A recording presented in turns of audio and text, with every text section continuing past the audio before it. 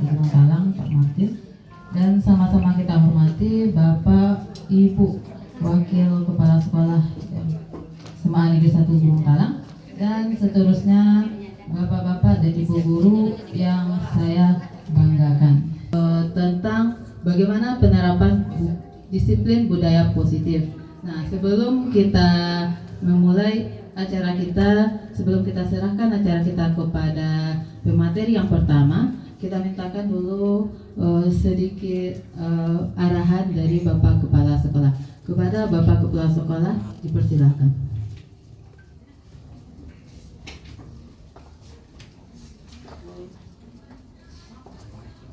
Assalamualaikum warahmatullahi wabarakatuh. Alhamdulillahirabbil alamin, wassalatu wassalamu ala asrafil anbiya mursalin wa ala alihi wa ashabihi rasulillahi ajmain. Berikan penghargaan dan aplaus yang besar buat rekan-rekan kita yang sedang melaksanakan CGP angkatan 8. Semoga ini bisa menginspirasi kita. Nah, dari tema yang beliau angkatkan yaitu filosofi Ki Hajar Dewantara dan budaya positif. Nah, artinya mudah-mudahan virus budaya positif ini menular kepada kita dan anak-anak kita. Nah, dan kita bisa membersamai anak-anak kita, Bapak Ibu semua, dan ini bisa kita aplikasikan di sekolah kita. Jadi bukan sekedar teori belaka. Nah, semoga beliau juga memberikan rancangan, gambaran buat kita apa saja langkah kerjanya, dan mudah-mudahan tempat dipersilakan. Terima kasih Bu Putri. Assalamualaikum warahmatullahi wabarakatuh. Baik Bapak Ibu, di sini kita akan berbagi ilmu tentang materi yang sudah didapatkan dari modul 1 sampai modul 1-4 di program Guru Penggerak. Dan kali ini saya ke bagian yang pertama, membahas tentang filosofi Ki Hajar Dewantara dan budaya positif. Ya Bapak Ibu, senang berada di sini? Senang. Nah, luar biasa. Kalau kita berada, apalagi nanti kita berada di taman surganya Allah, kita membayangkan bagaimana tempat itu. Nah, mungkin inilah dasarnya Ki Hajar Dewantara memerdekakan manusia sebagai bagian dari persatuan rakyat. Contohnya, mereka kemerdekaan pada diri sendiri, mempunyai hak untuk belajar yang didasarkan oleh kita sebagai pendidik. Selain merdeka kodrat anak, bermain. Nah, ini contohnya, pembelajaran juga merupakan bagian dari permainan. Guru sebagai pendidik dapat menciptakan permainan yang menciptakan suasana yang membuat mereka betah untuk belajar. Bermain juga melatih daya ingat, dibekati, melatih anak untuk memiliki kesadaran diri yang utuh dan menjadikan dirinya, memerdekakan dirinya terhadap apa yang dilakukannya.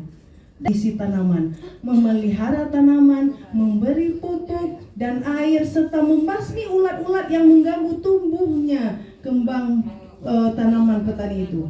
Selain itu, petani dasar pendidikan yang diibaratkan sebagai tukang kebun yang mana pada awalnya ia hanyalah menyiapkan suatu lahan. Dari kedua hal, nah, diminta Bapak Ibu mengepalkan satu tangan. Nah, coba Bapak Ibu yang di sampingnya rayu. Nah, langsung ya. Ada yang lama terbukanya. Ada yang lama.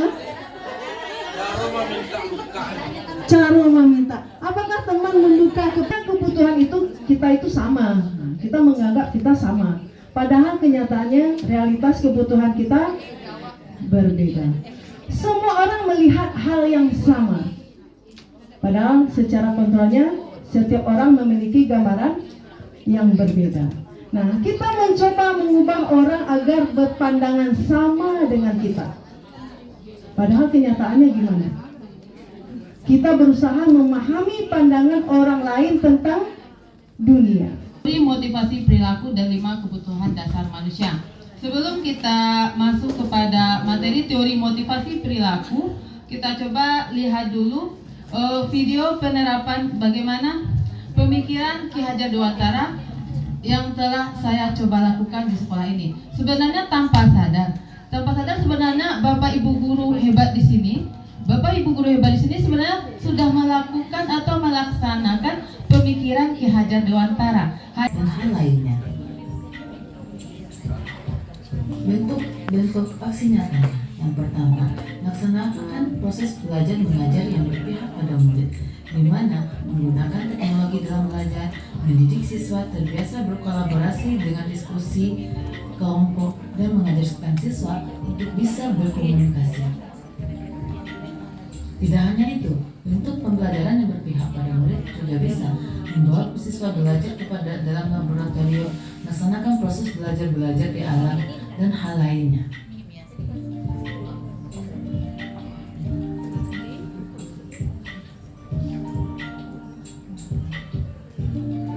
Perubahan yang kedua saya lakukan adalah untuk menumbuh kembangkan minat dan bakat siswa dengan menuntun dan memotivasi mereka untuk mengikuti salah satu eskul yang ada di sekolah sesuai minat dan bakatnya, seperti Polsis alias polisi siswa, olahraga, rohis, dan lain sebagainya. Perubahan ketiga yang saya lakukan adalah pembinaan budi pekerti dan karakter murid, seperti pembiasaan berdoa sebelum belajar.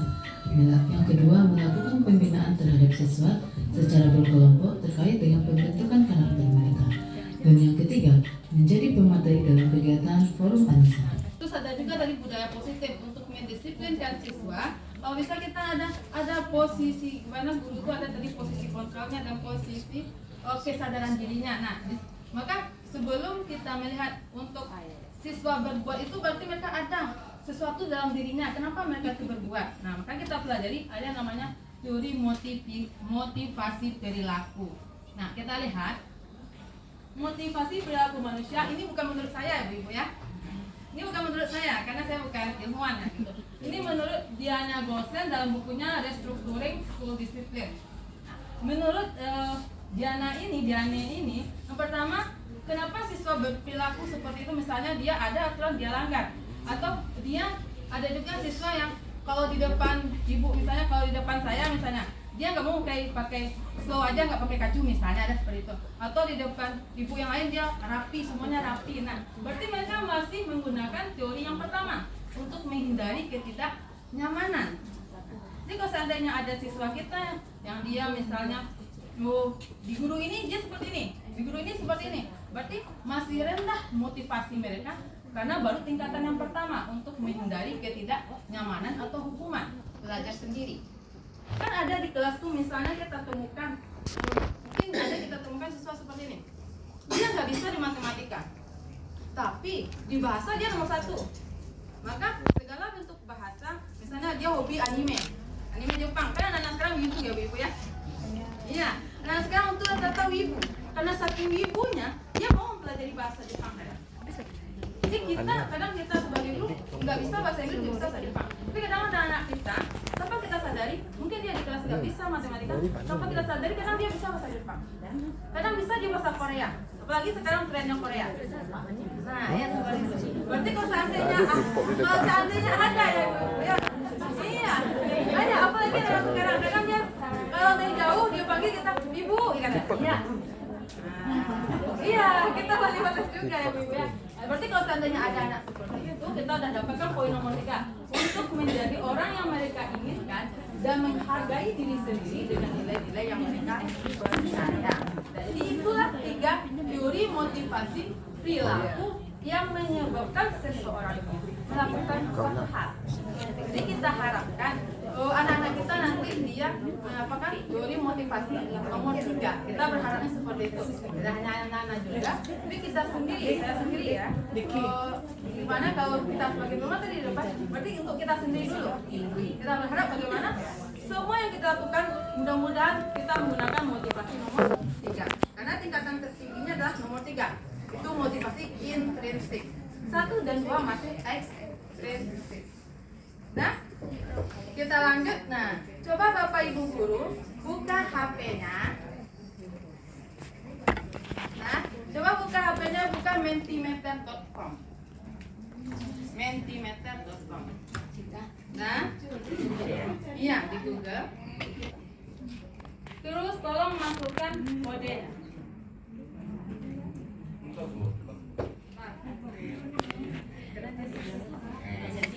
Mentimeter.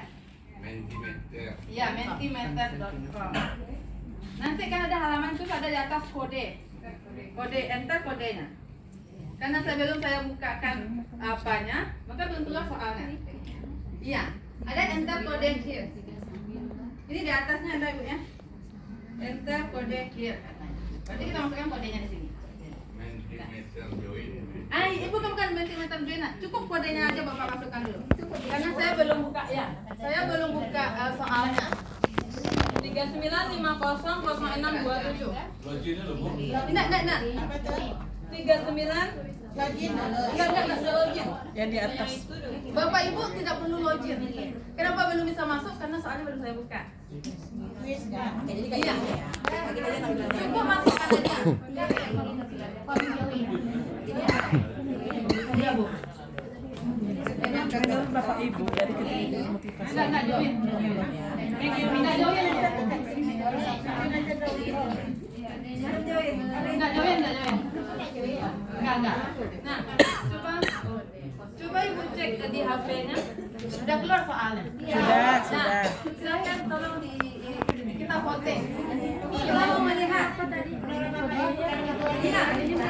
Nah, Bapak Ibu cukup satu saja. Ini kalau bahasa satu kodenya 3950500627. Join Bu. Ini bisa juga kita join. Iya, tekan join. Nah, kita lihat. Nah,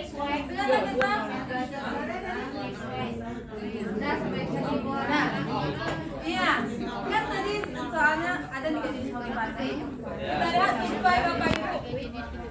Kan kita masih di kelas juga beda siswa yang kita temui ya Bapak Ibu ya. Jadi kalau seandainya ada nanti siswa kita yang nggak mau menyampaikan aspirasinya, kalau dia kodenya 3950 masih bukan 3950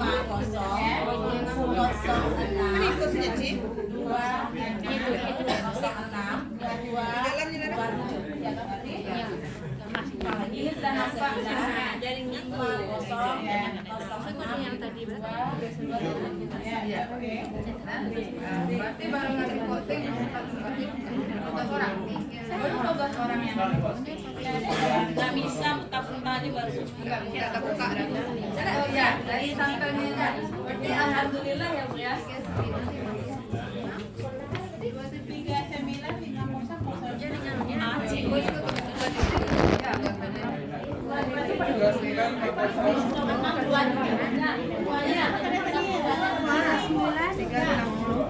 Ini ada satu bacaan itu.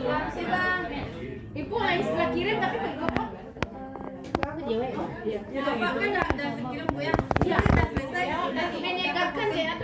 Berarti daftar voting karena satu soal selesai. Ya, berarti daftar voting di sini. Saya hanya mau melihat menyegarkan ternyata menurut Bapak Ibu motivasi kita motivasi anak sudah motivasi atau nomor 3 iya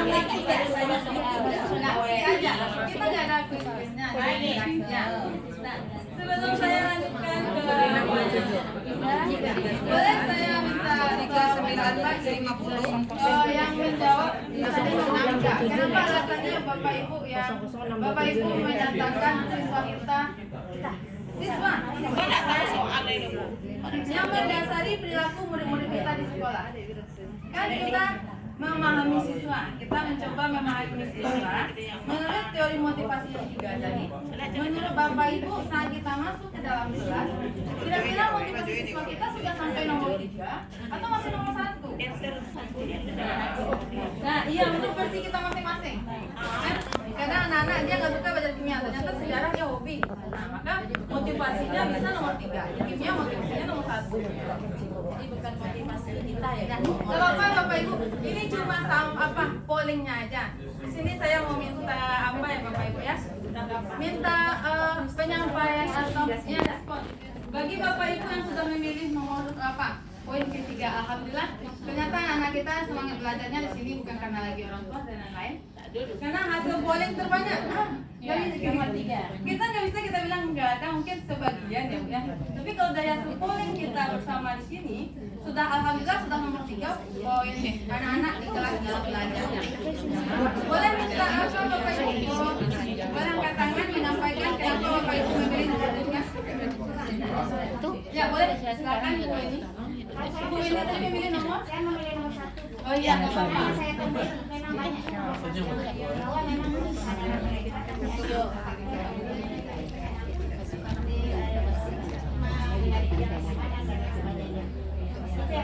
Ya, berarti untuk mau di geografi mungkin ya Bu ya, masih di nomor 1.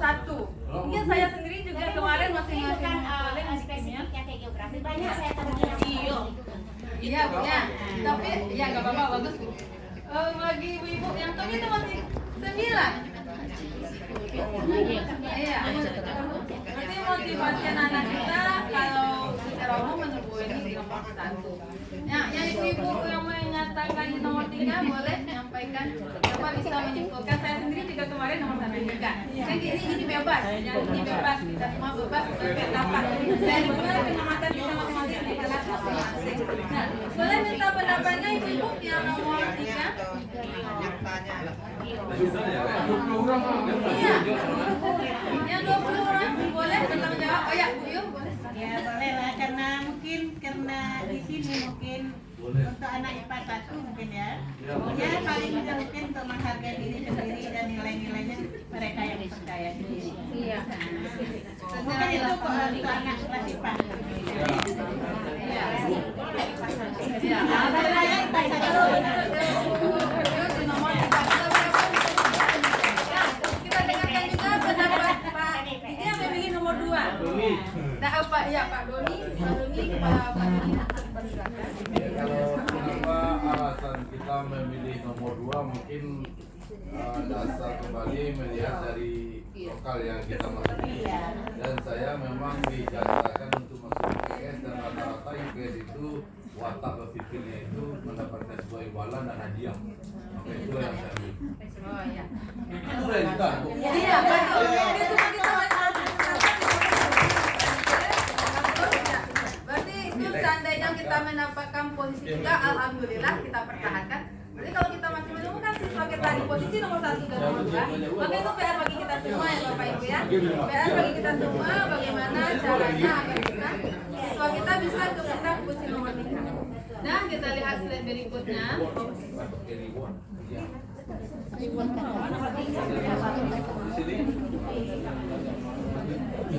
Nah, ini bentuk-bentuk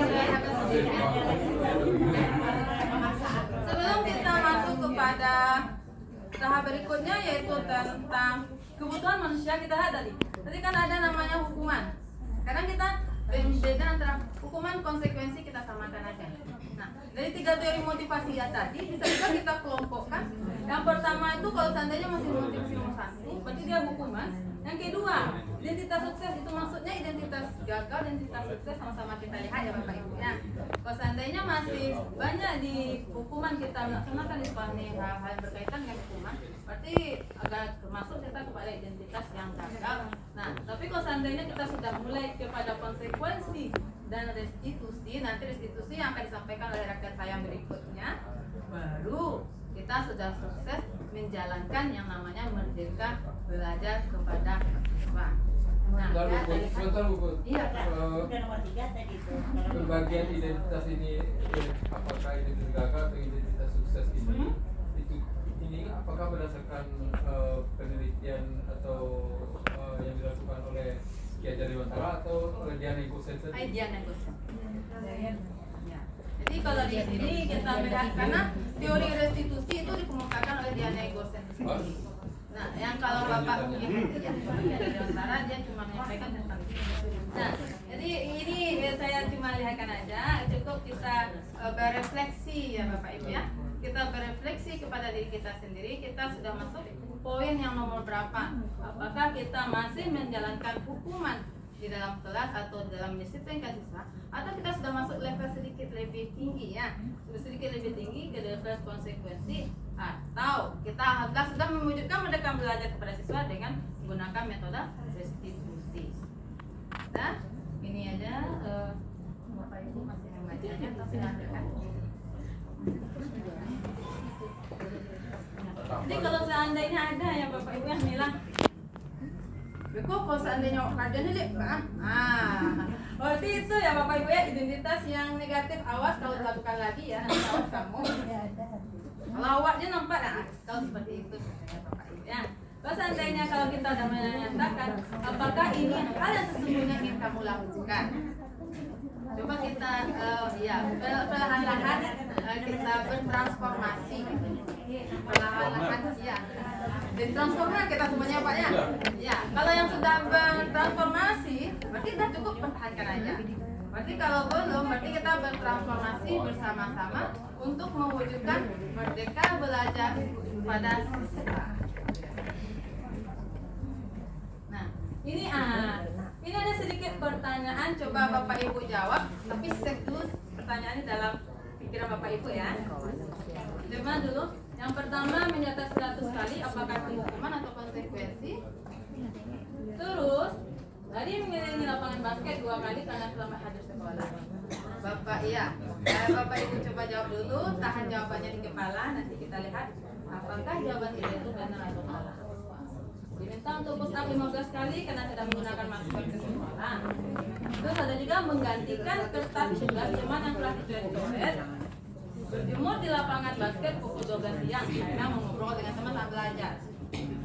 Terus murid diminta bertelanjang kaki, berdiri di depan kelas sambil mengangkat kaki satu karena tidak bisa menjawab pertanyaan, membersihkan tumpahan air di meja tulis karena tersenggol saat pada saat belajar, dan kehilangan 10 menit jam istirahat untuk mengerjakan tugas karena terlambat datang tertinggal pelajaran. Sudah ada jawabannya masing-masing di kepala Bapak Ibu. Mari kita cek apakah jawaban Bapak Ibu semuanya benar atau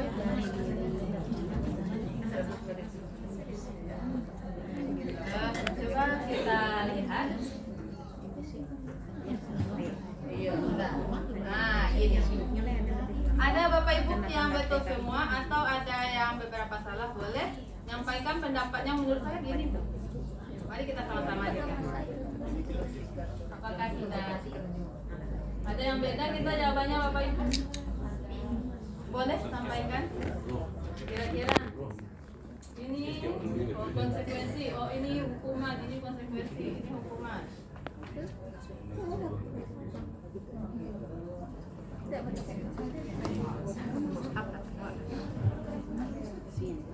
Nah, boleh Bapak Ibu minta ya, silakan Bu Ince. Terima kasih atas waktunya. Sebelum saya cuma kasih yang ada dalam kepala saya. Ya, boleh ya. Menurut saya hukuman dan konsekuensi itu perbedaannya adalah melihat dari segi perbedaan. Kalau hukuman itu merupakan sikap hanya satu pihak untuk memberi hukuman. Kalau konsekuensi itu adalah adanya dari siswa itu sendiri. Contoh, seandainya saya terlambat, saya bersedia, berarti itu konsekuensi. Ya, ada kesepakatan antara siswa dan guru, itu beda hukuman antara dan konsekuensi. Itu yang pertama. Dari penguraian ini saya lihat, kalau yang satu ini konsekuensi, yang kedua ini hukuman. Dari sini saya lihat perbedaannya. Kalau konsekuensi itu lebih dari budaya positif, membiasakan konsekuensi yang kita berikan berakhir perubahan sikap, perubahan disiplin kepada siswa. Tapi hukuman itu hanya sekedar berefeknya negatif. Kalau konsekuensi positif efeknya, kalau hukuman negatif efeknya. Kalau dari sini itu dua yang saya bisa ambil kesimpulan. Terima kasih. Ya, kita beri aplaus untuk menyampaikan. Ya, betul sekali ya. Kita semua sepakat. Bapak Ibu sepakat yang disampaikan oleh Bapak Ibu Wince.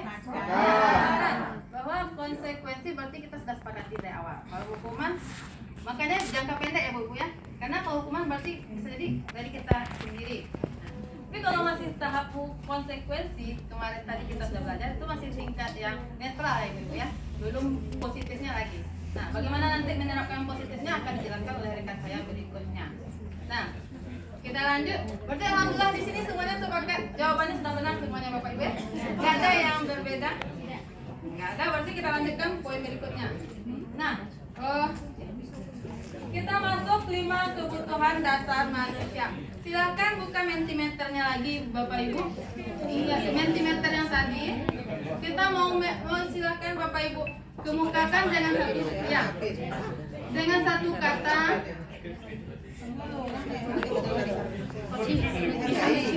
Ya, silakan nggak apa-apa. Kodenya 3950 0627. Masukkan kata lainnya apa semua? Masukkan kata lain itu maksudnya. Menurutkan Bapak Ibu kebutuhan dasar manusia apa saja? Coba Ibu ketikkan dalam pikiran Ibu. Kebutuhan dasar siswa itu apa kira-kira, atau kebutuhan kita sebagai manusia apa kira-kira? Cukup dua kata, satu kata, dua kata boleh. Kolom yang kedua di bawah itu. Masukkan kata lain. Boleh. Kan dua kolom saya kasih. Berarti boleh dua. Misal Bu bilang kebutuhan istirahat, kebutuhan ya boleh. Bapak Ibu kebutuhan dasar manusia apa saja? 3950. Berarti kalau yang paling besar katanya berarti kebutuhan kasih sayang paling banyak. 3950 0627. Kira-kira kebutuhan dasar manusia menurut Bapak Ibu apa saja? Berarti kalau misalnya tugas banyak orang-orang menjawabnya kasih sayang. Kita coba masih ada yang lain. Kebutuhan dasar guys. Gak harus masalah Pak. Kita pribadi kebutuhan dasar apa yang kita butuhkan? Iya, cukup satu kata atau dua kata boleh. Kita coba dengar. Ada yang jawab kebutuhan akan dicintai, betul. Akan dihargai. Kekuasaan, pengakuan. Ada pangan sandang. Berarti rata-rata jawabnya kasih sayang ya, Bu? Ya, kasih sayang. Kalau itu ya kasih sayang. Nah, Kasih sayang. makan dihargai. Kenyamanan, perhatian. Masih ada yang mau menyampaikan? Yang masih isi boleh kita?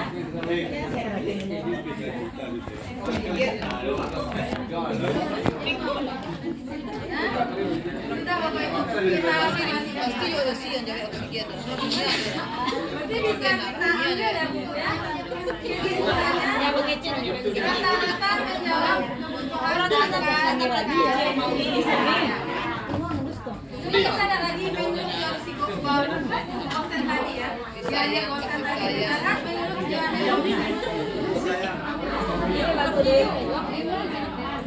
Tepuk satu. Tepuk satu.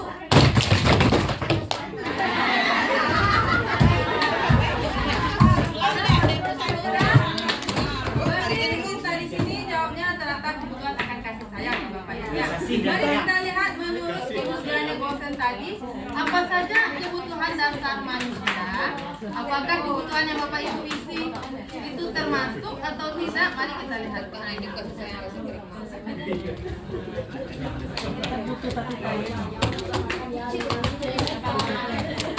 Nah, jadi yang pertama ini ada Bapak Ibu. Ini bukan menurut saya tapi menurut Diane bosan tadi. Yang pertama katanya kebutuhan bertahan hidup. Jadi Bapak Ibu yang jawab tadi ada makanan, sandang, papan, itu semuanya kebutuhan yang pertama untuk bertahan hidup. Yes, betul Pak? Fisiologis, biologis, dan psikologis. Nah, jadi kita berharap iya Bu, betul. Itu kebutuhan kalau pari berarti fisiologis ya. Nah, seandainya dia merengek-rengek atau apa berarti kebutuhan belum terpenuhi. Yang kedua, kasih sayang dan rasa diterima. Jadi seandainya salah satu di antara 5 kebutuhan ini tidak terpenuhi oleh anak, maka dia akan mencari cara untuk memenuhi kebutuhan tersebut dari kita. Dari kita. Kita menjaga kita Pak ya. Sesama siswa yang angkat dan Bapak kan, karena kita ya sedikit di usia SMA. Jadi kebutuhan yang kedua kasih sayang dan rasa diterima. Nampak oleh kita kalau dia terpenuhi rasa kasih sayang, mereka ingin yang nah, rasa diterima yang tinggi dan ingin disukai dan diterima oleh lingkungannya. Nah, anak yang sering caper-caper misalnya, Bu, ini Bu. Berarti berarti mungkin di rumah belum terpenuhi kebutuhan akan kasih sayang dari terimanya. Bisa jadi kita komunikasikan dengan orang tuanya.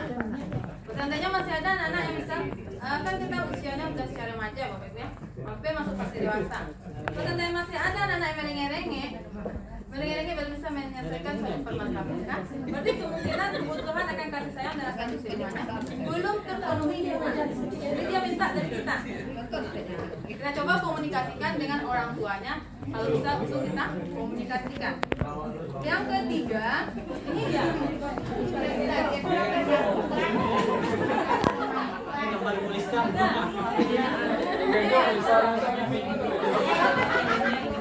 Iya betul. Kita lihat yang ketiga. Penguasaan kebutuhan kemampuan atas kemampuan.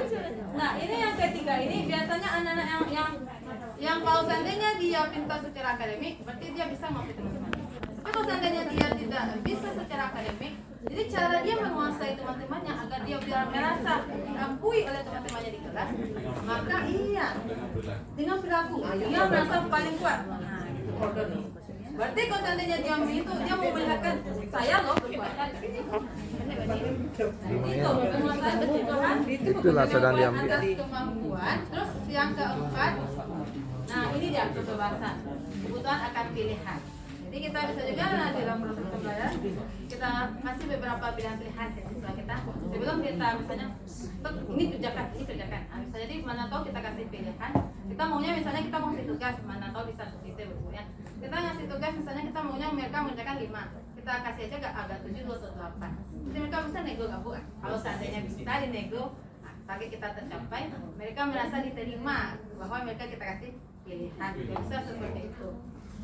Atau bisa juga mereka mau bebas belajar, begini, kita belajarnya di luar aja Bu, katanya. Kita buat kesepakatan dulu, boleh. Kalian mau belajar di luar, boleh. Silakan kita belajar di luar. Kesepakatan kita ini, nanti kalau seandainya kalian melanggar, berarti kedepannya gimana? Kita kembalikan ke mereka. Kalau seandainya mereka menerima, berarti kita lanjut.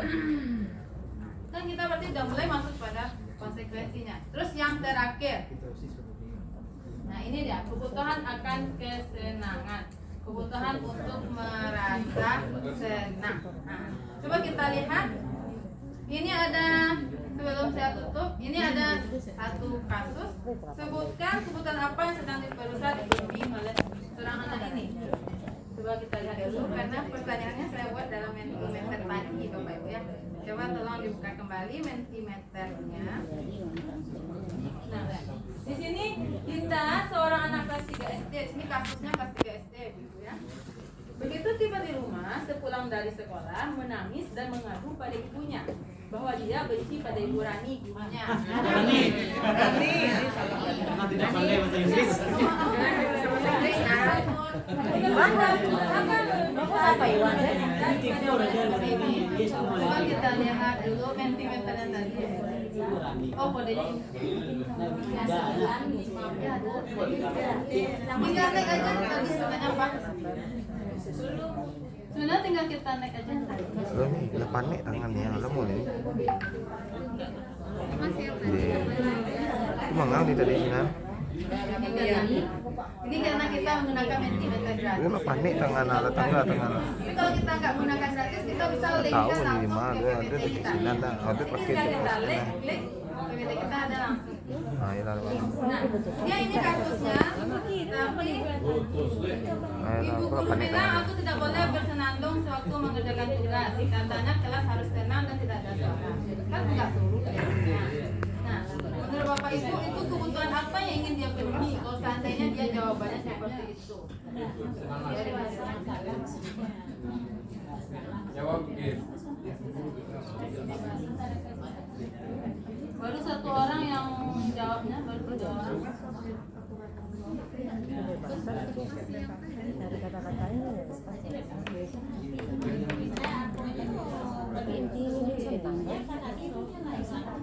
Baru 2 orang.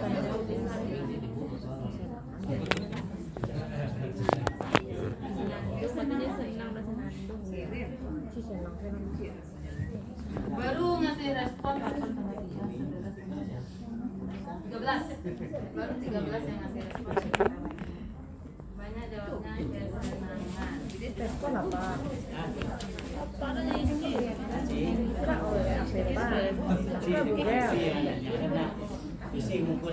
Udah, kita lanjut yang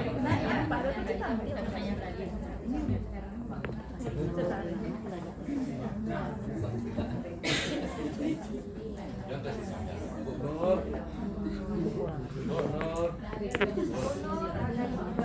pengawasan jual kambing.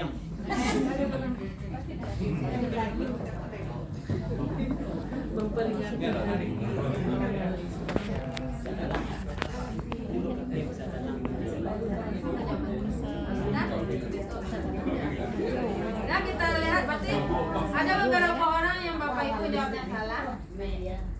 Ada jawabannya langsung ya Bapak Ibu ya. Di jawaban Bapak Ibu jawabnya betul. Ibu jawabannya salah. Gimana? Oh, pas dia. Ada responnya di Psikodopon. Oh ya. Di sini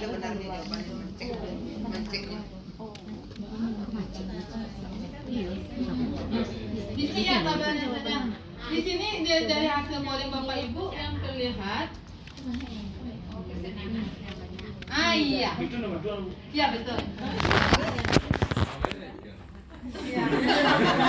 Iya betul. Berarti kalau seandainya siswa kita nggak seru jadinya, berarti dia hanya untuk senang-senang aja disuruhnya. Maka kebutuhan kesenangannya yang mau dia penuhi.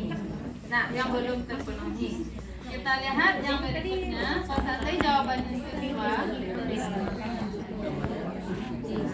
kalau seandainya jawabannya ini.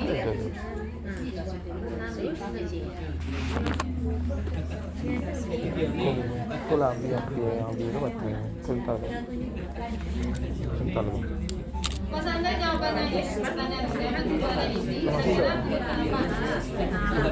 Bang Pecik Bisa dah, Bang. menyapa aku hari ini, padahal aku pakai jepit rambut yang baru.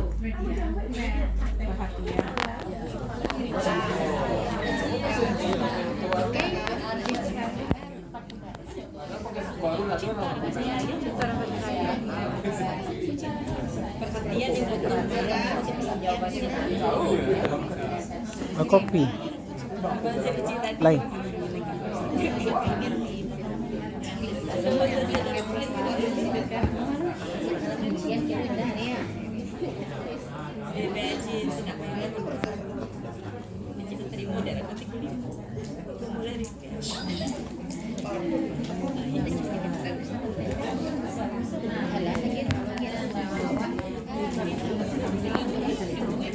Ada tes, tes. Iya. Baik.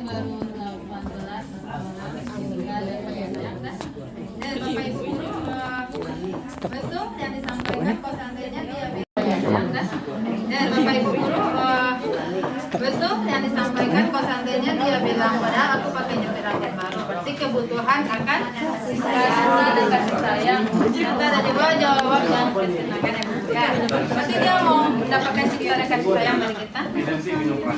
Iya. Caper, kalau yang ini bilang caper ya Bapak ya. Caper. Nah, kita lanjut yang terakhir.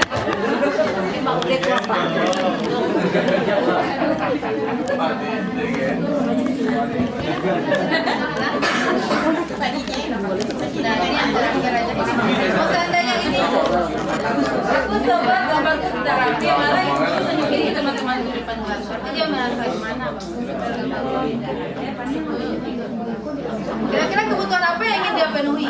Kasih sayang. Perasaan, kesenangan, kasih sayang.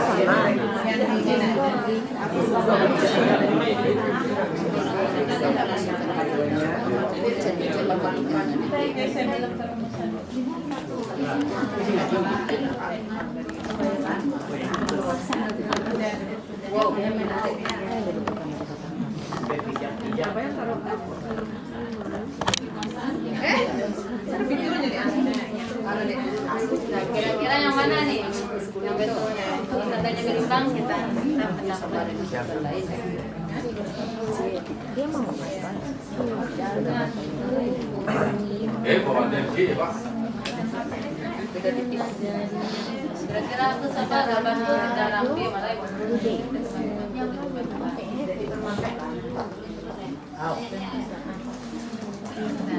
Ada nanti 20 boleh ya jawaban. Boleh Bapak Ibu, karena di sini jawaban kita berimbang, berarti masing-masing Bapak Ibu ada pendapatnya masing-masing. Nah, kita coba dengar Bapak Ibu yang milih jawabannya penguasaan dulu sebelum kita masuk kepada Bapak Ibu yang milih jawabannya kebebasan. Nah, Bapak silakan Bapak. Sebetulnya seorang anak ini ketika membuat sebuah karya, dia ingin menunjukkan kepada orang lain, termasuk pada guru, bahwa dia ingin menampilkan apa yang dia buat itu bisa membuat orang lain kagum sehingga dia merasa berkuasa di atas karyanya. Tapi ketika hasil karyanya ditampil tidak menurut ekspektasinya, kemudian ditampilkan pula oleh guru, itu akan menentukan rasa penguasaannya terhadap itu. Apples, mari sama-sama kita beri apples. Biasa jawaban dari Pak John. Kalau saya biasanya takbir untuk Pak John. Iya, kita sepakat yang jawaban Pak John karena dia mau melihat kekuasaannya pada teman-temannya. Bagi Bapak Ibu guru yang menjawabnya kebebasan, ya. Boleh Bapak Ibu yang jawabannya kebebasan? Ya, Ibu Lista. Saya menjawab kebebasan karena masing-masing orang tuh dia punya kebebasan sendiri untuk berekspresi, untuk menunjukkan ini karya saya gitu kan. Jadi bebaslah sesuka-sukanya gitu apa yang mau dibuat. Karena waktu kita kemarin di depan disuruh gambar kan, masing-masing kita kan berbeda gambar kita. Ya sesuka apa yang kita buat. Disuruh membuat gambar pohon misalnya, belum tentu kita akan menggambar pohon kelapa semuanya. Pasti berbeda-beda. Jadi itu kebebasan. Jadi menurut Bu Lista itu kebebasan karena terserah kita mau menggambarnya apa. Nah, kita beri aplaus yang sama untuk Bu Lista yang menyampaikan jawabannya. Tapi di sini saya menyampaikan iya, lebih tepatnya kenapa penguasaan? Karena dia tuh karena ditunjukkan ke teman-teman malunya. Iya. Kalau seandainya ditunjukkan oleh ibu gurunya ke teman-teman, it's okay bagi dia. Kalau seandainya betul sekali Bapak. Terima kasih Bapak yang menguatkan jawabannya. Ya betul sekali. Ya Ibu berarti ya karena saya pelajari seperti itu. Tepat sekali kita apakan berarti jawaban yang lebih pasnya Ibu ya. Penguasaan. Kenapa? Karena ditampilkan ke teman-teman, jadi dia merasa ada. Iya. Kalau merasa kurang dia kan kebanyakan anak kita tuh bagi kalau anak kita agak sesuatu gimana. Ada yang tentang teman saya. Nah itu kita menjadikan ayah insecure rasanya. Oh ya, waktu sekarang anak insecure Bapak Ibu. Mereka merasa.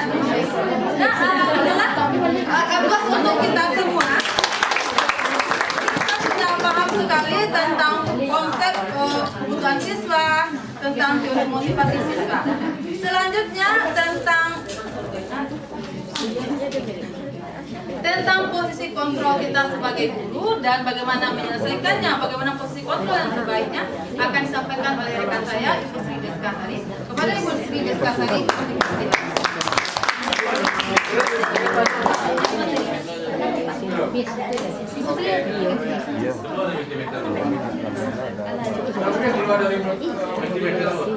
Boleh, nggak boleh? Nggak ada.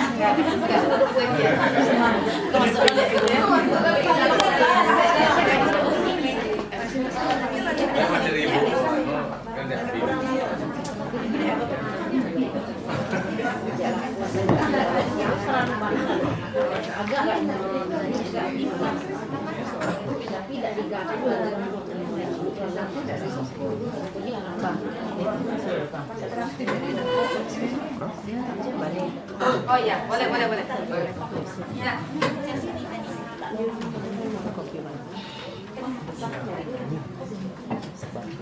Kepada Ibu Sri, dipersilahkan. Terima kasih Putri dan ibu-ibu.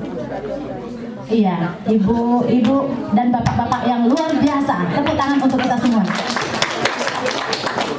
Iya. Oke, masih semangat Bapak dan Ibu? Semangat ya. Oke. Dari wajah-wajahnya nampak hari libur ya Bapak Ibu ya. Dan itu sangat merupakan dukungan yang luar biasa bagi kami sebagai CGP di sini gitu. Oke, sebelum kita lanjut ke materi berikutnya mengenai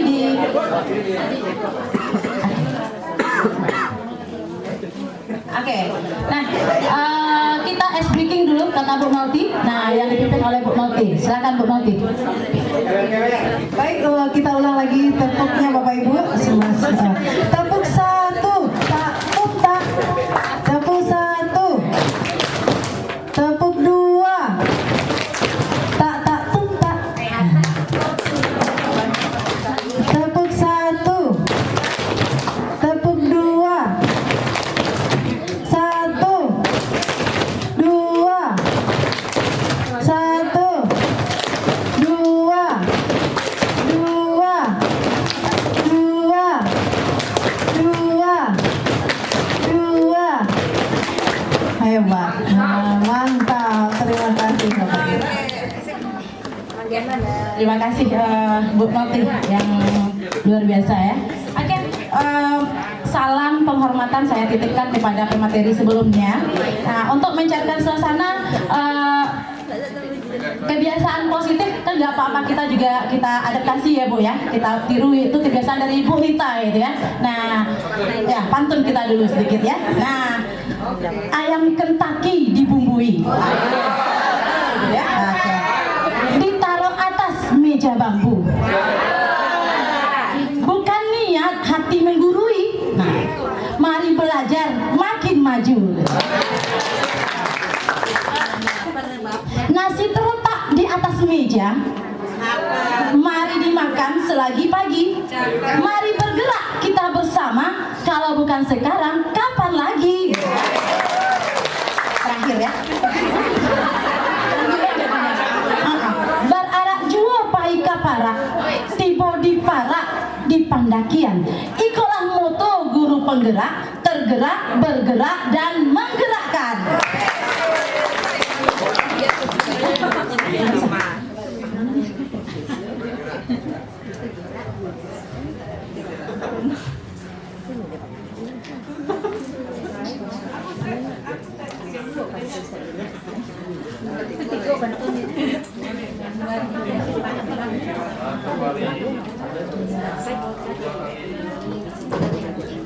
Oke, sambil kita menunggu lagi. Nah, kalau sebelumnya sudah dibahas sama Bu Malti bagaimana filosofi KHD, ditambah sama Bu Putri tentang disiplin positif. Nah, bagian saya di sini adalah bagaimana posisi kontrol guru. Nah, tadi kan Ibu Malti meminta kita semua untuk mengepalkan tangan gitu ya. Nah, kita bayangkan dalam pikiran kita ini adalah hal terindah, hal terpenting yang ada dalam genggaman kita. Nah, kemudian tiba-tiba ada pihak luar atau teman kita yang memaksa untuk membuka. Nah, dengan segala upaya dia, apakah dengan rayuan, apakah dengan paksaan? Nah, jawabannya apakah nanti terbuka atau tetap itu kontrolnya sama diri kita sendiri. Kan itu tadi ya kita sepakati Bapak Ibu ya. Meskipun akhirnya Pak John lolos luluh hatinya karena rayuan Pak DJ gitu ya. Nah, berarti ada motivasi ekstrinsik karena ada Pak DJ mengeluarkan jurus-jurus jitunya. Nah, bagaimana Pak John mau membuka atau memberikan hal yang penting tadi untuk Pak DJ tadi. Nah, jadi dari yang dibahas Bu Malti tadi, kita akan berbicara kontrol. Kita sebagai seorang guru, kita memegang kontrol terhadap murid atau siswa kita. Nah, oke. Nah, jadi posisi kontrol kita, nah tadi sudah di atas ya Bu ya, ini bukan menggurui, tapi kita sama-sama belajar. Dan ini merupakan bagaimana transfer yang apa kami dapat di diklat calon guru penggerak. Nah, belum yang rumput.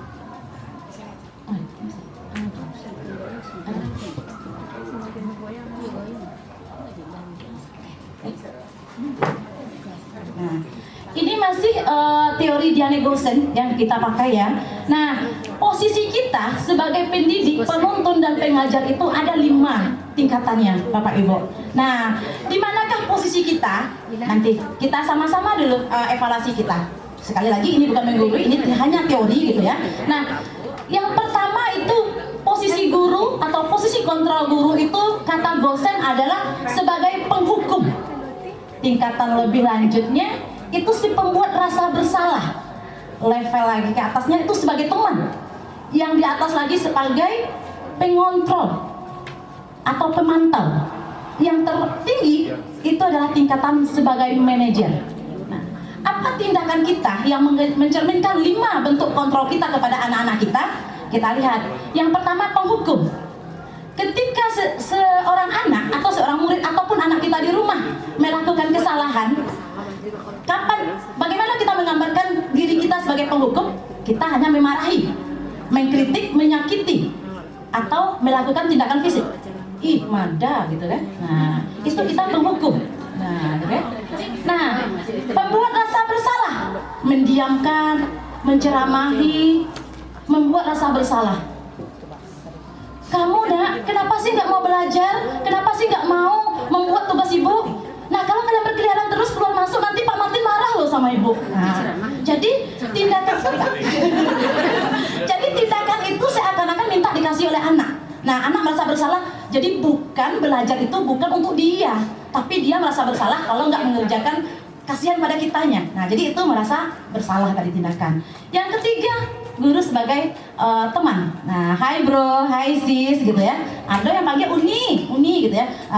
Jadi itu dia menganggap hubungan murid dengan guru itu dianggap sebagai teman. Nah, jadi membuat pemakluman. Nah, misalnya nih Pak DJ sebagai piket di gerbang gitu kan. Nah, datanglah Pak John, anggaplah Pak John 12 IPA 1 misalnya. Pak John, kok panggil Bapak ya, karena misalnya si Ana aja, siapa sih panggilannya? Yongki aja deh. Nah, Yongki. Yongki, kenapa sekarang terlambat lagi? Maaf bro, gitu ya. Nah, susah diangkat gitu ya. Tapi tolong ya absen saya diselamatkan gitu ya. Nah, jadi dia menganggap guru itu temannya dia. Nah, bisa dimintakan pertolongan dan lain sebagainya. Ini juga terlihat dalam lingkungan belajar kita bagaimana tata bicara anak kita dengan kita. Nah, jadi itu sebagai teman.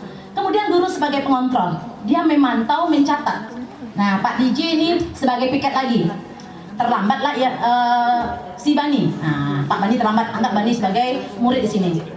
Bani, kamu tahu jam berapa sekarang? 7:30 Pak, ya. Nah, oke. Berapa menit kamu terlambat? 30 menit Pak. Kamu tahu konsekuensi atau hukuman dari kamu terlambat ini? Tahu Pak. Apa? Saya harus membersihkan WC sekolah Pak. Silakan kamu lakukan, baru kamu masuk. Berarti itu kita sebagai pengontrol, pelaksana apa yang sudah disepakati. Nanti akan berkaitan dengan materi Putri tadi, yaitu ada sanksi, ada hukuman, konsekuensi, dan terakhir nanti restitusi. Nah, ini kita bicara dulu kontrol atau peran kita dulu di sini. Nah, sebagai manajer kita bertanya dan membuat kesepakatan. Nah, manajer ini kita lihat dulu. Bani, kamu terlambat ya hari ini. Biasanya dengan suara dan intonasi yang bersahabat seperti itu. Iya Pak, kita beri kesempatan dia itu untuk menjelaskan terlebih dahulu. Kita dengarkan dulu apa alasan dia. Nah, terus apakah dia bebas saja, memaafkan saja? Bukan seperti itu maksudnya di sini yang sebagai manajer ini. Kita mengarahkan dia, apa alasan dia melakukan kesalahan ini. Kita contohkan kesalahan tadi terlambat. Kenapa dia terlambat? Kesiangan Bu.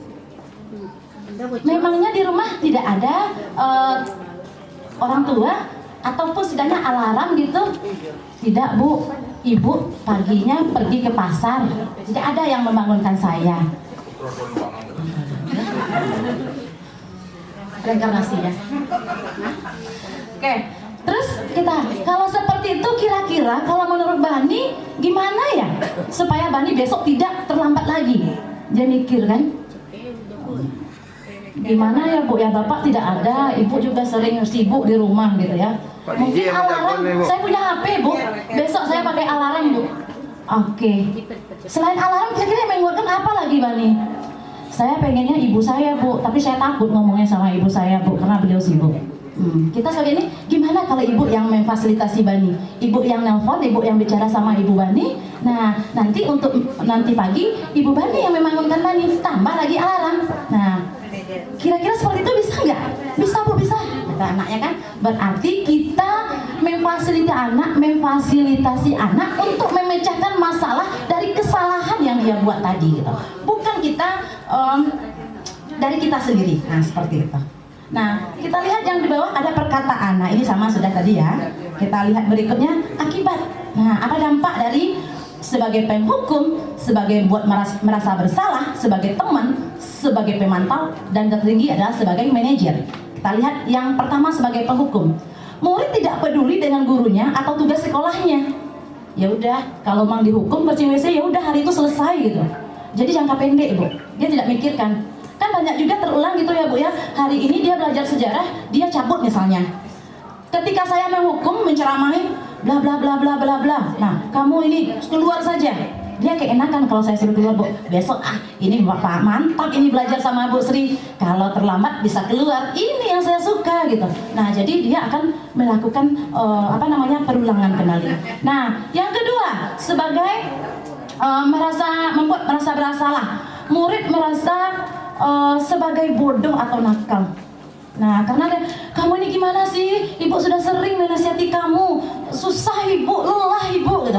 Jadi dalam dirinya, kalau anggaplah kita bilang sama anak kandung kita nih, ibu sudah capek-capek cari uang nih. Jadi dia merasa, saya beban ya. Nah, jadi dia juga akan merasa bersalah anak kita ini. Oh, jadi gara-gara saya nih, Bu Sri terus dipanggil masuk ruang kepala sekolah. Nah, jadi itu yang akan terjadi akibatnya atau dampaknya.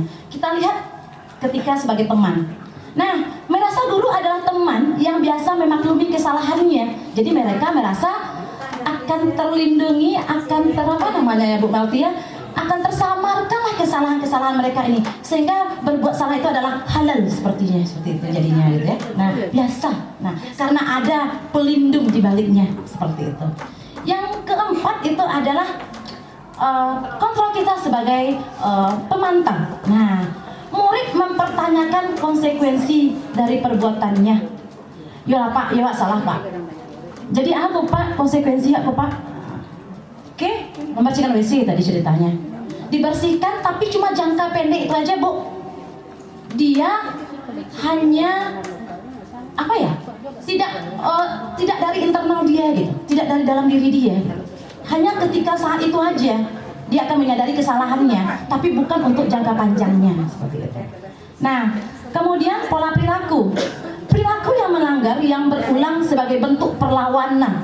Ketika dihukum, ini ada pengalaman saya Bu di SMP ketika itu, kebetulan gurunya juga muda, guru fisika. Kita nggak usah sebut nama, bapak-bapak gitu ya, bapaknya juga imut Pak gitu ya. Artinya di SMP itu ada teman saya yang agak luar biasa gitu ya. Ditariklah telinga si anak ini, teman saya ini cowok laki-laki gitu ya. Nah, kebetulan dapet yang itu nama Pak DJ, yang dapet mana loh, nyangke Bu, kursinya kecil kan. Nah, sampai gitu loh, dia dendam. Ditanya lagi di BK, apa tuh gitu, taruh maju juji tali ngowak setaruh Bu. Jadi dia akan dendam kepada kita. Nah, itu sesuatu pola perilaku. Kemudian rasa rendah diri, kurang percaya diri, cemas dan khawatir salah. Ini adalah ketika kontrol kita sebagai pembuat merasa bersalah tadi. Ina mau jadi apa sih? Kamu nggak ingat orang tuamu di sawah beratapkan langit di bawah hujan tarik matahari lama nitia iya mata pajak Bu ya? Nah, tapi ini ada efeknya bagus. Selama ini kan kita juga gitu ya Bu ya, saya juga gitu. Nah, ada efeknya, tapi menurut teori ini akan berdampak ke internal anak. Dia akan menjadi produk gagal gitu. Jadi saya ini memang membuat kesusahan terus ya, tapi dia nggak mampu karena dia sudah menghakimi diri, saya sudah gagal, saya memang anak nakal gitu. Gagal, saya memang anak nakal gitu. Sudah ada stigma negatif dalam pikirannya sehingga dia nggak mau move on, tidak mau keluar dari zona itu lagi. Kamu demo di kujo nah jadi guru itu lah nah jadi panci itu lah nampak itu kan. Nah, jadi ada stigma seperti itu yang terbangun dalam diri seorang siswa. Nah, itu yang kalau kita memerankan kontrol kita sebagai pembuat rasa bersalah. Nah, yang ketiga menjadi teman. Tergantung cenderung menunggu. Nah, karena teman, Pak Bani kan guru fisika, Pak. kasih kisi-kisi dong, gitu ya. Kunci yang kemarin apa sih Pak? Nah seperti itu. Jadi dia menganggap cenderung instruksinya karena guru yang tadi sangat sayang sama dia. Kiri, Mak. Bani, kerjakanlah lagi nak. Ini sudah deadline-nya loh hari ini. Bentar lah Pak, kan Bapak juga yang akan meriksa. Jadi dia akan tergantung pada si guru tadi gitu. Oke, yang keempat, nah orientasi pada ganjaran dan hadiah atau reward and punishment gitu. Nah, kemarin saya kurang setuju ketika elaborasi ya Bu Yanti ya. Masa ya nggak boleh reward ya gitu ya. Saya malah sering yang melakukan itu. Misalnya kalau di tingkat SD atau Bu Giva, saya ingat Bu Giva itu guru kreatif itu, dia malah bawa topi, bawa bintang-bintang gitu ya. Nah saking kreatif beliau, ternyata ketika anak siapa gitu ya. Nah saking kreatif beliau, ternyata ketika anak siapa yang bisa ini menjawab pertanyaan pertama, Ibu kasih bintang.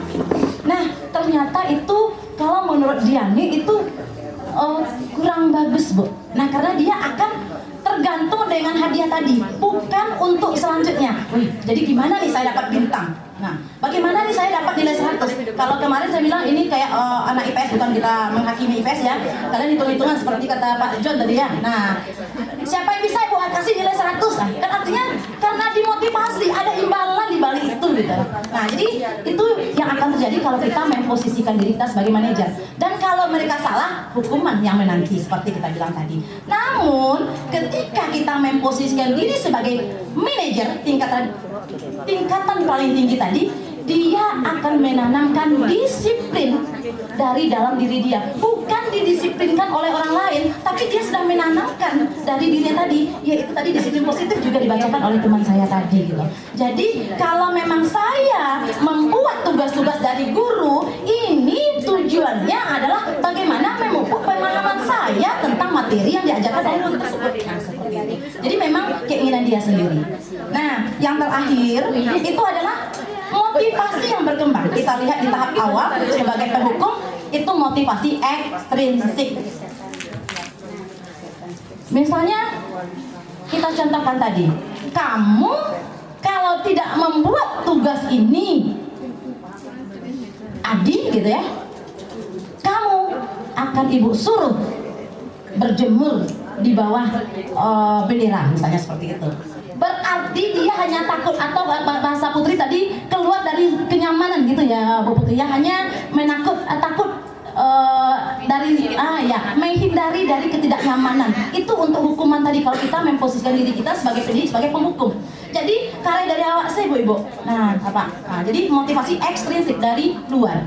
Nah, kalau yang kedua membuat merasa besar, sama motivasi ekstrinsik juga karena dari gurunya tadi. Nah, teman apalagi karena dia tergantung terhadap guru tadi, motivasi dari luar diri dia, ekstrinsik. Nah, pemantau kalau tidak ini sanksi ini, berarti masih dari luar, ekstrinsik juga. Yang terakhir itulah motivasi intrinsik ketika kita memposisikan diri kita sebagai manajer. Nah, dia akan terbangun dari dia tadi, dari dalam diri dia tadi, atau disiplin pribadi tadi, motivasi intrinsik seperti itu. Oke.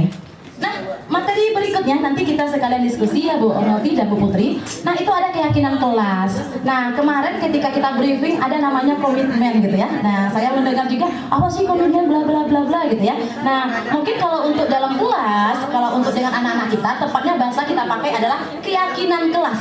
Karena kalau komitmen seakan-akan ini ada yang ikhlas, ada yang gak ikhlas kesannya gitu. Tapi kalau keyakinan berarti dari dia, oleh dia, untuk dia, termasuk guru yang ada di dalam tersebut gitu. Kita lihat apa sih keyakinan kelas itu? Nah, yaitu nilai-nilai kebajikan universal secara tersirat dan tersurat. Nah, boleh kita catat bersama gitu, atau hanya kesepakatan secara lisan saja. Jadi tersirat dan tersurat, lepas dari latar belakang suku, negara, bahasa maupun agama. Nah, seperti itu. Nah, kemudian nilai-nilai kebajikan bahwa menekankan pada keyakinan seseorang. Jadi diri mereka tuh yakin dengan apa yang mereka sepakati tadi gitu. Nah, akan lebih memotivasi memotivasi seseorang dari dalam. Nah, kenapa dari dalam? Karena dia yang meyakini gitu, bukan dorongan dari guru dia tadi gitu, atau paksaan dari guru tadi. Seseorang akan lebih tergerak dan bersemangat untuk menjalankan keyakinannya daripada hanya sekedar mengikuti serangkaian peraturan tertulis tanpa makna. Nah, misalnya nih, kita buat nih, kita contohkan dalam keyakinan kelas itu kan tidak hanya untuk murid ya. Kalau namanya keyakinan bisa komunitas. Misalnya kita sepakat atau di SMA Negeri 1 Ulorong sepakat hari Kamis kita pakai baju batik gitu. Nah, kenapa kita yakin kalau individu kita yakin untuk pakai batik? Biar adanya keseragaman, biar indah dipandang mata. Tidak ada batiknya yang harga 250, nggak ada harganya yang 50.000. Jadi pemerataan, kesamaan. Nah, kalau itu yang tertanam dari dirinya, dia tidak akan kebingungan, tidak akan merasa terpaksa untuk memakai pakaian yang sudah kita sepakati. Namun, kalau Bu Melty menerapkan siapa yang nggak pakai baju batik didenda 50.000, nah, jadi itu artinya eksternal dari luar seperti itu. Jadi tidak ada makna. Keyakinan itu kita cari adalah maknanya. Sama dengan profil pelajar Pancasila kemarin, Ibu, yang project kemarin. Kita bukan seremonial belaka, bukan menyaksikan produk, bukan menari-nari menghabiskan hari di 12 hari itu, tidak. Kita bagaimana mentransfer, menanamkan, membiasakan dimensi-dimensi yang sudah kita bahas sebelumnya. Nah, itu sebenarnya. Makanya diutamakan proses seperti itu. Oke, yang terakhir, murid-murid pun demikian. Nah, tidak hanya kita, mereka perlu mendengarkan dan memahami arti sesungguhnya tentang peraturan-peraturan yang diberikan. Nah, apa nilai kebajikan di balik peraturan tersebut? Nanti ini juga sentilan bagi kita ya. Jadi kalau kita menerapkan peraturan dalam kelas, kita wali kelas ini, nah kita harus menjelaskan apa fungsinya, apa nilai-nilainya, apa nilai kebajikan yang terkandung dalam keyakinan kelas tersebut. Itu perlu kita jelaskan kepada anak-anak murid kita gitu. Oke, kita lanjut. Hukuman, konsekuensi atau restitusi gitu ya. Nah, ada lagi.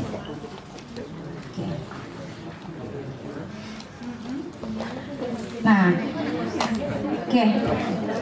Ini juga sudah ditampilkan sama Bu Putri tadi, ada identitas gagal, ada identitas sukses.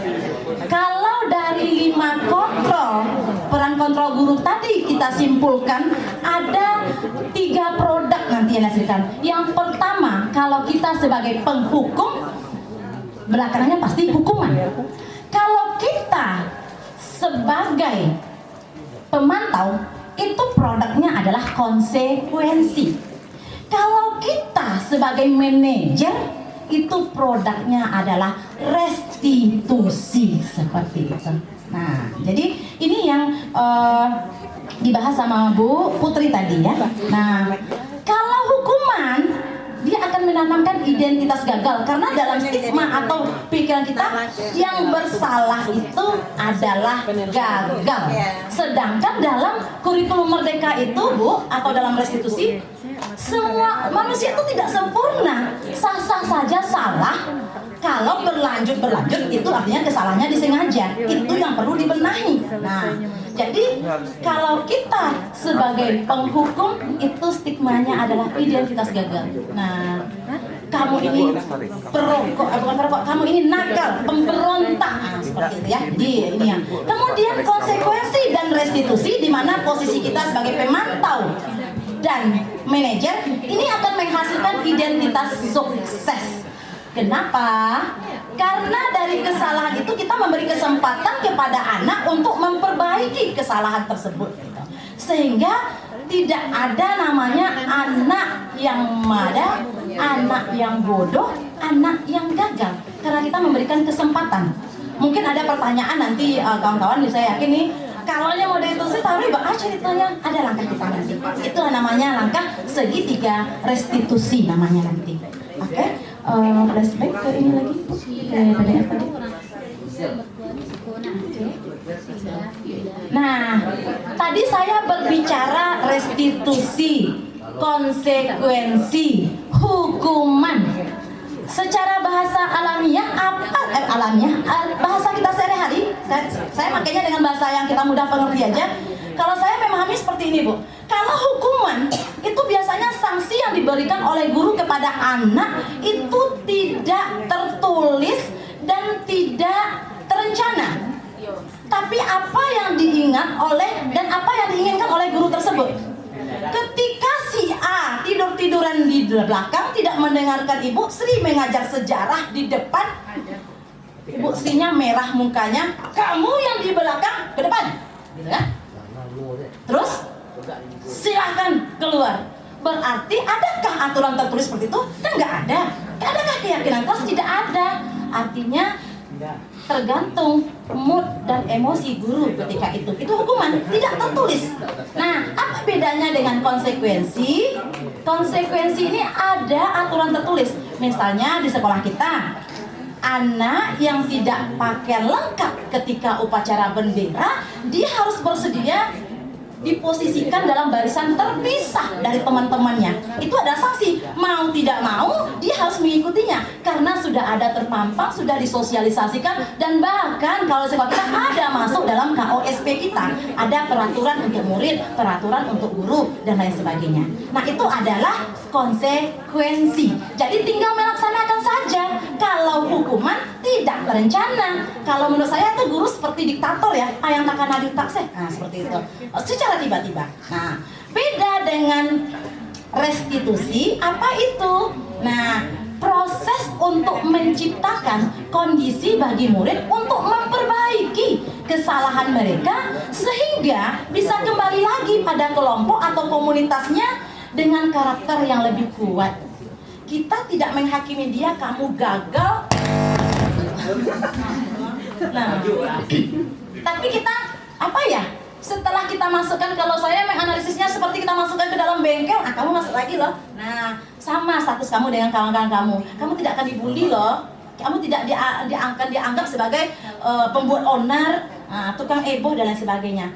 Tapi kita selesaikan dulu, baru kita kembalikan dia ke komunitas dia, seperti itu. Kita tarik dulu, kita panggil.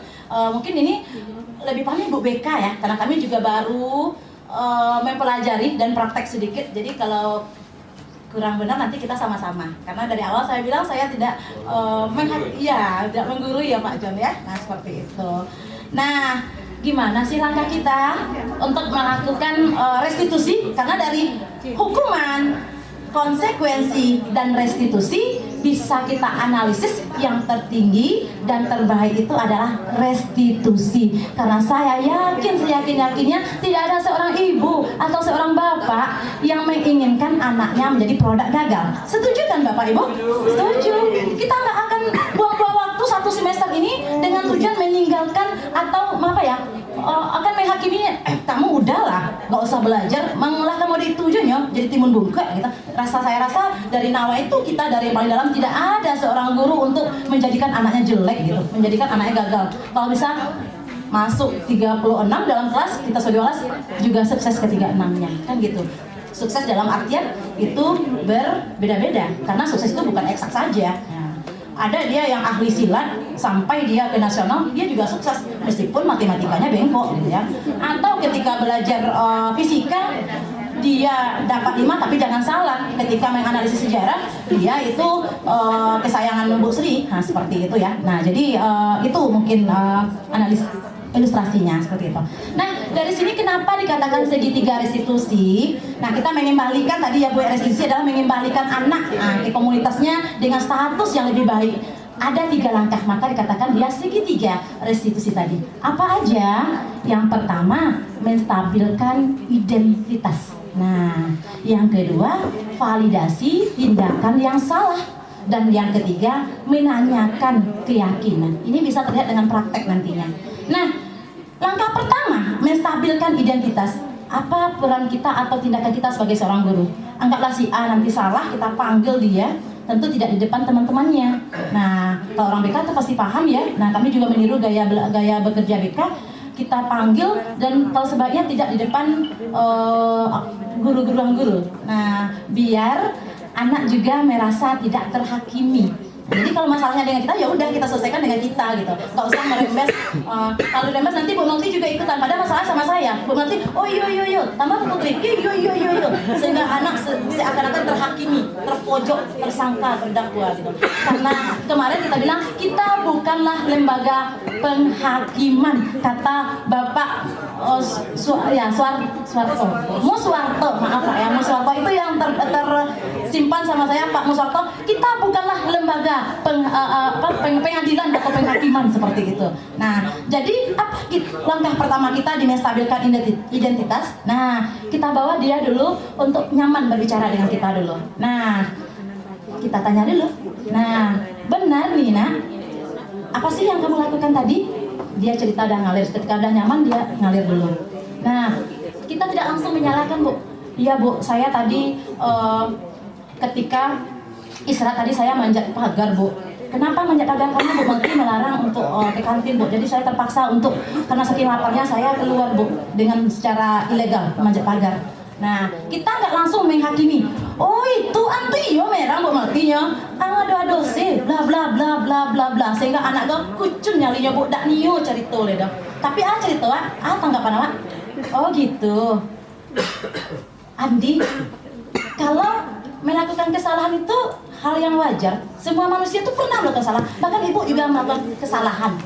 Nah, tapi, ada tapinya Pak John. Nah, kan langkah pertama ya Pak John ya. Nah, tapi kamu melakukan itu sebaiknya harus minta izin, kamu jelaskan dulu sama guru yang bersangkutan.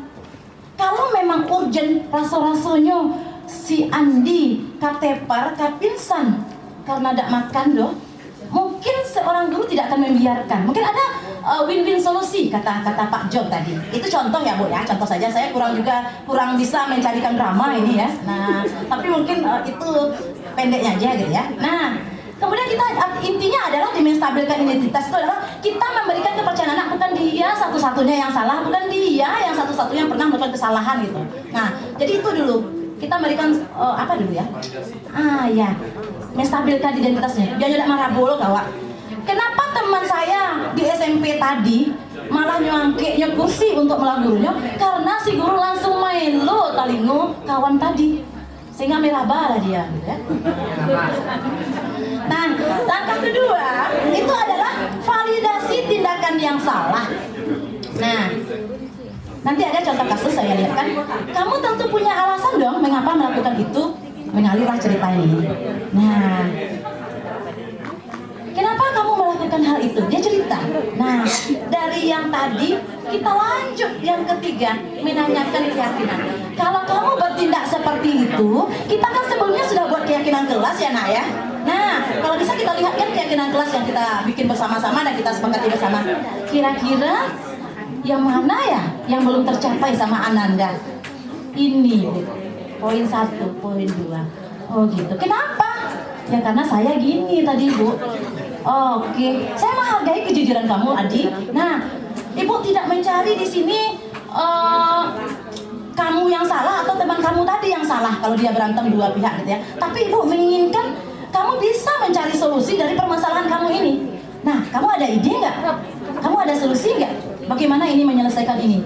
Nah, kita minta dia berpikir secara kreatif keluar dari zona tidak aman tadi. Nah, berarti kita memberikan kesempatan. Nah, itu yang disebut dengan segitiga restitusi. Nah, oke, berikutnya ada contoh praktek dari segitiga restitusi. Karena saya kurang dekat dengan IT, mungkin gambarnya tidak sebagus Putri nanti karena ini juga dadakan kemarin. Nah, jadi mohon dimaklumi ini cuma sampel dan juga tugas kemarin dari guru penggerak. Oke. Nah, sambil Bu Melty membukanya. Oke, sudah ya Bu Melty ya? Oke. Kadang mati sisri kan? Oke, Mbak. Salam raja Ibu nih. Oke. Ada salah saya?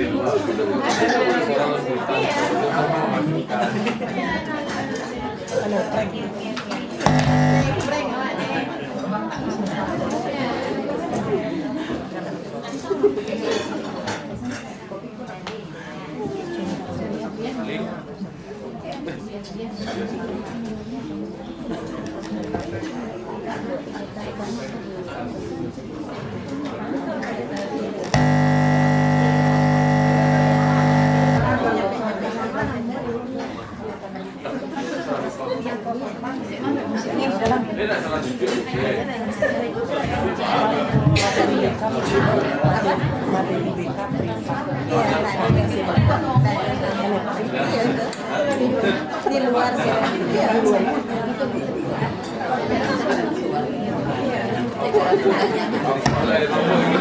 Gimana Kak?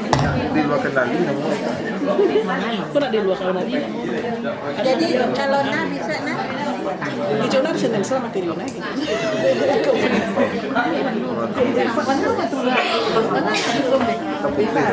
ini materi yang video.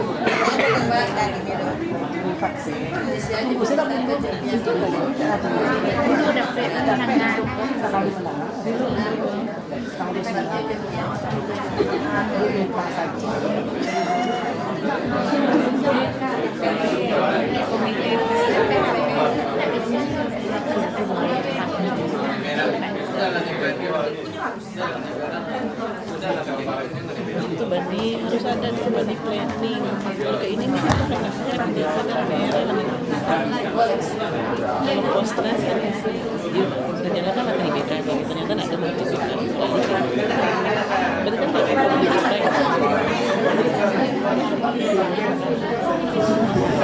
Kalau proses bisa Bapak Ibu mohon perhatiannya sebentar, kita lihat bagaimana praktek segitiga restitusi dipraktekkan oleh Bu Sri Deskasari.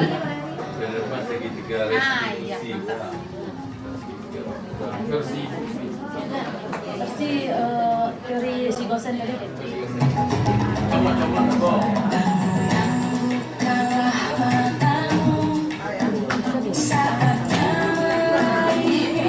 Karena nggak aktif ya.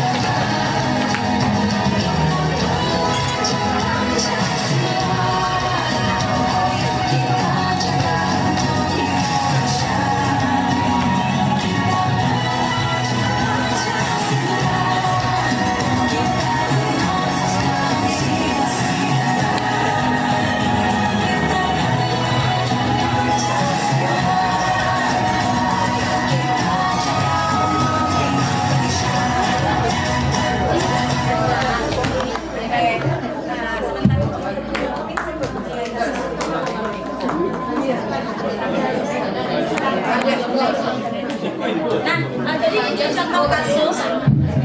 Jadi ini nampak kasus ya Ibu ya. Kasus yang pertama, kata sedikit Bu Malti. Nah si Fatia, anggap ya ini anggap anak kita aja nih, 12 IPS 2. Nah sebelumnya Bu Malti, sebelum di atas. Nah dia ini sering tidak membawa buku sumber sejarah gitu, sering tidak membawa buku sumber sejarah. Tentu kalau dalam sejarah tentu ada sumber karena kita harus sering diskusi gitu. Nah saya memanggilnya, nah kita lakukanlah 3 tahap restitusi tadi. Yang pertama, nah menstabilkan identitas tadi. Menstabilkan identitas. Nah, bisa kita lakukan, ini contoh aja ya Bapak Ibu. Fatia, hari ini kamu lupa ya membawa buku sejarah, tapi kamu tidak satu-satunya yang kalau nampak sama Ibu tadi gitu ya. Nah, setiap orang pernah melakukannya. Itu bisa kita kemas bahasanya yang lebih menarik, tentu kita kembangkan. Itu poin pentingnya aja. Nah, langkah kedua kita lakukan adalah menstabilkan, apa lagi Bu? Yang kedua, ya validasi tindakan yang salah. Fatia, tentu kamu punya alasan dong mengapa sering tertinggal bukunya gitu. Nah, jadi kita itu memvalidasi tindakan yang salah. Nah, yang ketiga, ini boleh ditambah, dikurangi ya Bapak Ibu, ini hanya contoh, menanyakan keyakinan. Nah, Fatia, dari keyakinan kelas yang kita sepakati sebelumnya, kira-kira apa keyakinan kelas yang kamu langgar? Ada solusi nggak dari permasalahan kita ini? Nah, jadi itu contoh kasus 1. Nah, next ada kasus 2. Ini saya dramakan, bukan dramakan ya, diminta oleh CGP, oleh Balai Guru Penggerak kemarin. Itu memang dipraktekkan oleh anak langsung. Nah, selamat menikmati. Kita lihat lagi di video tadi belum, di kasus 2. Nah, ini kita terapkan kasus 2 ya, silakan.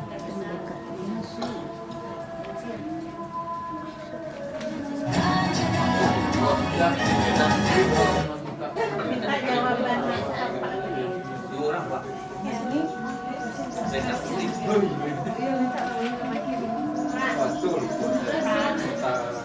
Bagi jawaban.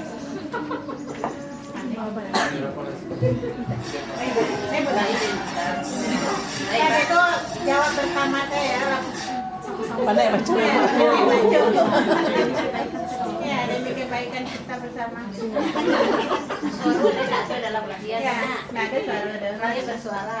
Lain ada zoom ya. Nah, Beko sayangkan itu jawabannya.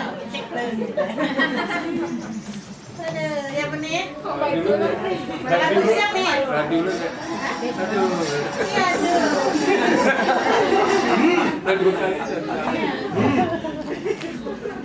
Yang Bu, kali itu kan kita. Yang tempat kan udah. Ani, pokoknya kita tayangkan Beko. Iya, maju bersama kita hebat.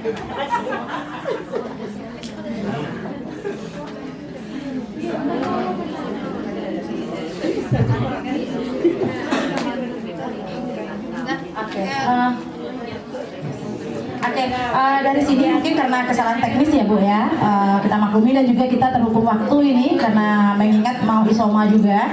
Nah dari sini saya berupaya mempraktekkan ilmu yang saya dapatkan kemarin, menerapkan praktek segitiga restitusi tadi dengan langkah-langkah yang kita bahas tadi. Karena ini kemarin harusnya ini beneran harusnya, dan kebetulan memang ada kemarin itu.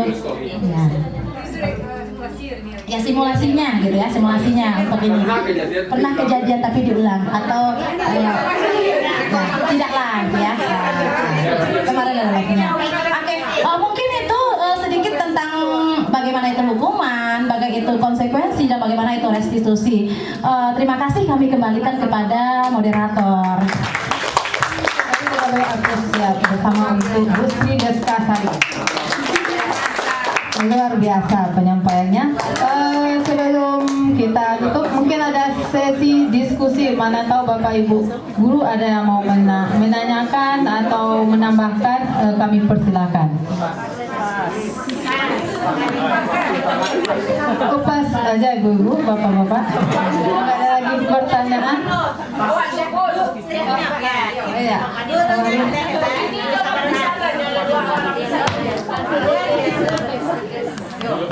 Iya. Mudah-mudahan ya Bapak Ibu semua, semoga ilmu yang kita dapatkan bersama ini kita berusaha untuk mempraktekannya. Ya, pesan sedikit dari sponsor apa? Untuk yang Ibu bilang tadi, Canva sebenarnya bukan kita yang bisa hebat membuat Canva, enggak. Ibu-ibu bisa login ke Canva pakai akun belajar ID-nya. Jadi kalau Ibu Bapak Ibu maka tutup, kita dengarkan closing statement dari Ibu PP kita yang luar biasa. Kepada Ibu Sri Mayanti dipersilakan.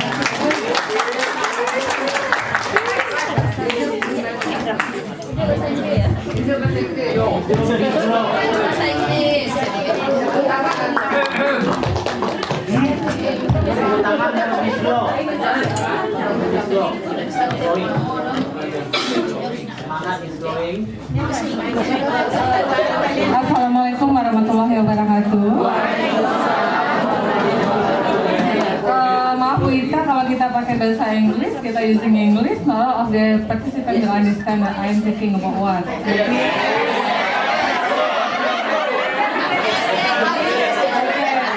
Ngomongnya pakai bahasa Indonesia campur Minang saja Bapak Ibu ya. Oke, terima kasih atas waktunya kepada Bapak Kepala Sekolah, kemudian Bapak Ibu sepimpinan. Luar biasa sekali dari saya untuk ibu-ibu calon guru penggerak kita angkatan 8 dari SMA 1 Gunung Salang, ya kan saja? Iya. Saya cuma ingin menyampaikan, kita SMA 1 Gunung Salang sangat beruntung sekali mempunyai beberapa orang calon guru penggerak. Kenapa? Ilmu yang ibu-ibu berikan hari ini tidak akan kita dapatkan di tempat lain. Kenapa? Karena cuma ada di modul guru penggerak. Ini Bapak Ibu, saya juga sedang mempelajari untuk UKKD 2. Kalau kita baca sendiri, modulnya lebih ratusan halaman, pusing kepala kita. Jadi kita beruntung hari ini calon guru penggerak kita tampil di depan kita, memberikan intisari dari modul yang sedang mereka pelajari. Itu ada 3 modul, 1, 1, 2, 1, 3, dan 1, 4. Masih bersisa 6 modul lagi. Jadi 10 modul. Ya, kami yang semangat untuk calon guru penggerak kita, kami yang di PT sudah selesai 10 modul. Jadi kita sudah tahu isinya, nanti kita akan banyak berkolaborasi sama Bapak dan Ibu guru. Bapak dan Ibu guru akan kita coaching. Kita akan bertindak sebagai asesor, jadi luar biasa. Jadi kita meminta calon guru penggerak tidak mengajari kita semua di sini, tapi ini adalah sebagai proses refleksi. Jadi mereka dalam proses pendidikan, ini pendidikan ya Bapak Ibu ya, dalam 6 bulan ini calon guru penggerak kita dalam proses pendidikan. Jika mereka lulus, mereka yudisium, mereka dapat gelar sebagai guru penggerak, kemudian tiba-tiba di akun SIMPENGKB-nya, undangan jadi kepala sekolah. Ya Pak ya, undangan jadi pengawas sekolah, itu adalah calon guru penggerak. Kalau PP belum, karena saya nanti juga akan mengambil lagi guru penggerak.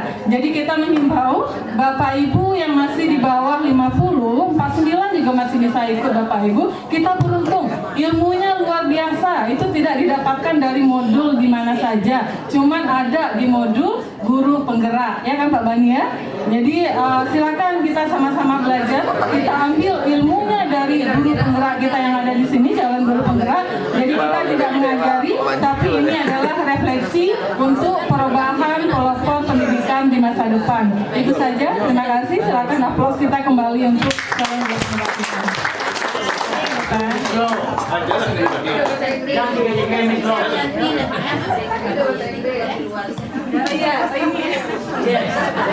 Ini Ibu, kemarin ada yang bertanya, Pak Jan juga bilang Bu Yanti kemana saja. Jadi kita dalam porsi yang berbeda. Kalau calon guru penggerak, mereka adalah pelopor pendidikan di sekolahnya. Jadi nanti, kita dalam pengawasan BGP Sumbar, apabila nilainya baik, mereka bisa naik tingkat menjadi pengajar praktik. Kalau saya terceburnya ke pengajar praktik, Bu Chen, jadi saya nggak mulai dari bawah. Jadi tugas saya ternyata berkeliling dari sekolah ke sekolah, naik ojek, naik apa ya Pak ya. Kemarin saya lulus sama Bapak, naik pesawat aja kata Bapak gitu kan. Jadi kita dalam posisi yang berbeda. kalau pengajar praktik itu di tingkatnya guru penggerak. Sekarang Pak Martin nanya sama saya, apa mau jadi guru, mau jadi pengajar praktik? Nggak bisa ya? Nggak bisa Pak. Kenapa? Karena sekarang yang pengajar praktik harus ada sertifikat guru penggerak. Nggak bisa lagi. Fasil gimana? Fasil harus punya sertifikat pengajar praktik. Di Padang udah nggak rekrut lagi karena udah 30 stop dia. Karena dana ya Pak ya, anggaran BGP katanya begitu. Jadi saya ternyata kebagian yang berkeliling Bapak Ibu, jadi minta maaf selama IAT saya baru muncul di pembuka dan penutup saja. Oke, ya Pak ya. Ya, satu membuka dan satu menutup. Jadi saya menyemangati Bapak Ibu yang masih di bawah 50, mari jadi calon guru penggerak karena ilmunya luar biasa. Terima kasih. Assalamualaikum warahmatullahi wabarakatuh.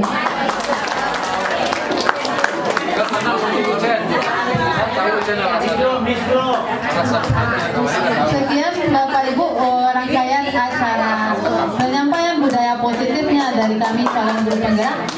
Plus untuk kita semua sudah bertahan di warga di sini, luar biasa, orang-orang luar biasa, orang-orang pilihan, guru-guru hebat. Biasanya kalau Bapak Ibu sudah membuka PMM pasti diawali dengan selamat siang Bapak Ibu guru hebat. Nah ya, jadi tertanam dalam diri kita, biasakan kita ini guru-guru hebat.